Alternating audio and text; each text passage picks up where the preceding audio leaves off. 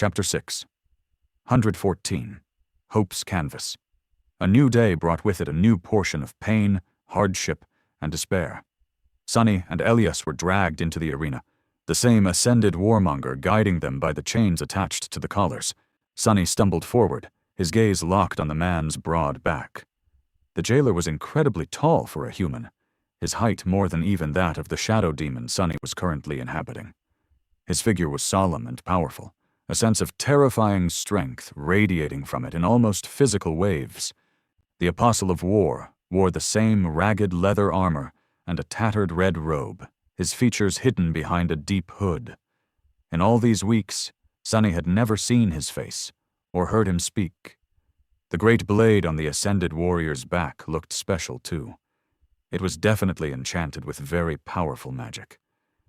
Now that Sunny turned his thoughts to the nature of sorcery, he was silently studying the line of runes inscribed along the edge of the heavy weapon. Runic magic again. That made sense. How else were these ancient people supposed to enchant their weapons? It was not like they could rely on memories and spell weave. That said, magical weapons seemed to be much rarer in the Kingdom of Hope than in the waking world. Most of the awakened Sunny had fought in the arena wielded either mundane ones or those possessing weak, primitive enchantments. It was the far cry from the powerful memories he was used to, although Sunny did not know if that was the nature of this era, or just another sign of the ubiquitous regression that seemed to reign in what remained of the Kingdom of Hope. Everything here seemed devolved, worn out, and on the verge of falling apart. The whole region was obviously in decline, and had been for some time now. While studying the runes on the great blade, he also noticed that it had a few new nicks. The leather armor of the silent giant had more scratches than before as well. It seemed that the Ascended was participating in the battles in the arena himself. I guess I'll have to fight that monster too, eventually. Finally, a rusty iron gate appeared in front of them, blinding sunlight streaming through its bars. The rumbling voices of the crowd echoed from the stone walls, washing over him like a cursed tide. The gate swung open, and the chains came off of their collars. Sunny and Elias entered the first killing box and watched as their opponents crawled out of a similar tunnel. The young awakened brandished his weapon, a short spear fashioned out of a long, twisting horn, and forced out a weak smile. Luck is on our side today, demon. These creatures are called burrowers. On solid stone, their main advantage is gone. Just don't let them swallow you. Sunny snarled, then dashed forward with a roar. Hard. Today was going to be hard. He was forced to use Shadow Dance to peer into the souls of the nightmare creatures, despite suspecting that doing so too much threatened to destroy his already unsteady mind. He also had to both concentrate on the fight and thoroughly study the ancient theater, in hopes of discovering signs of Hope's sorcery.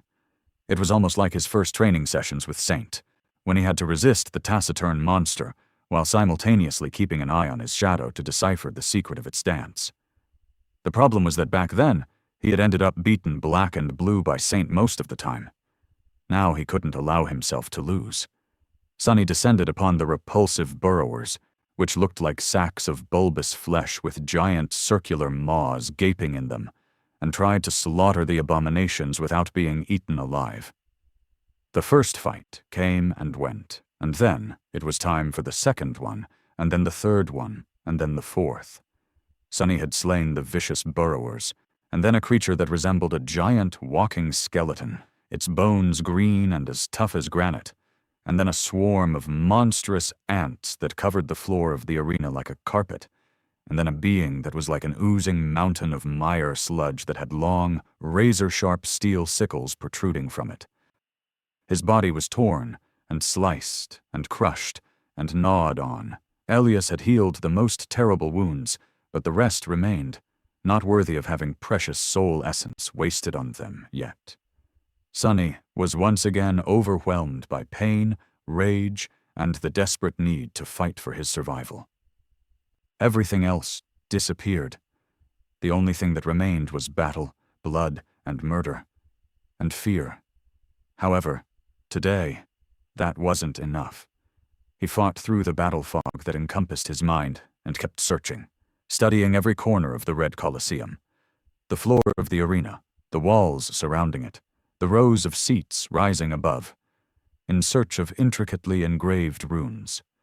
But all he saw were the statues of War God, the jubilant faces of the spectators, and the weathered surface of ancient stones.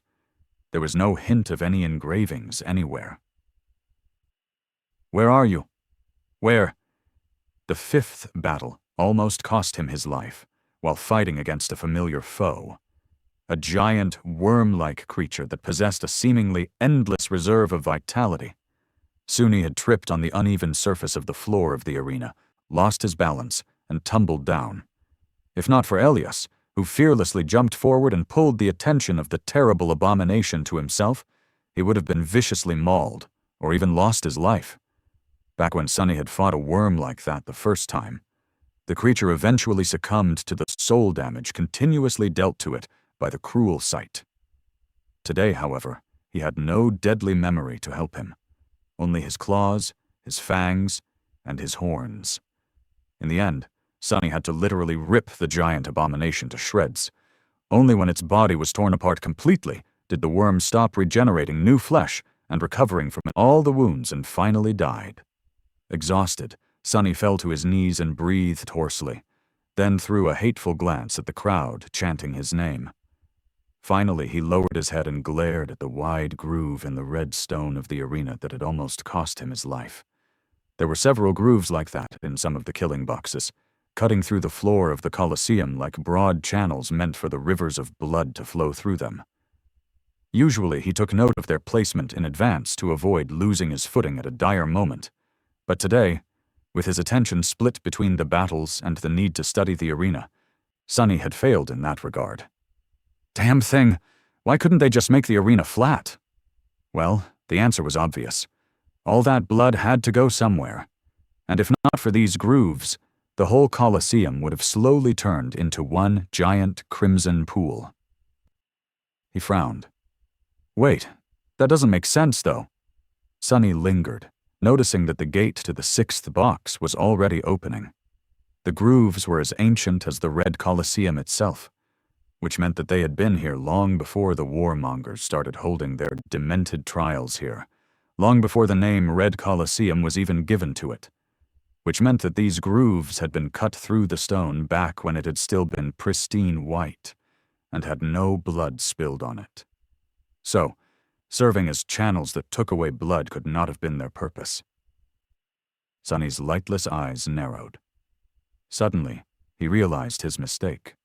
All this time, he had been looking for the sorceress runes while expecting them to look like they had the previous times he encountered them. Intricate, small, and numerous, arranged into shapes and patterns. And yet, he had found nothing. But in fact, the runes were right in front of him the whole time, or rather, beneath his feet.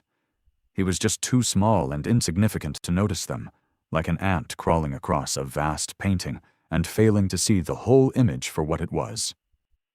There were no circles of intricate runes carved anywhere in the Colosseum. Instead, the whole vastness of the ancient arena was a runic circle, a canvas Hope had used to create her sorcery. He was standing on it,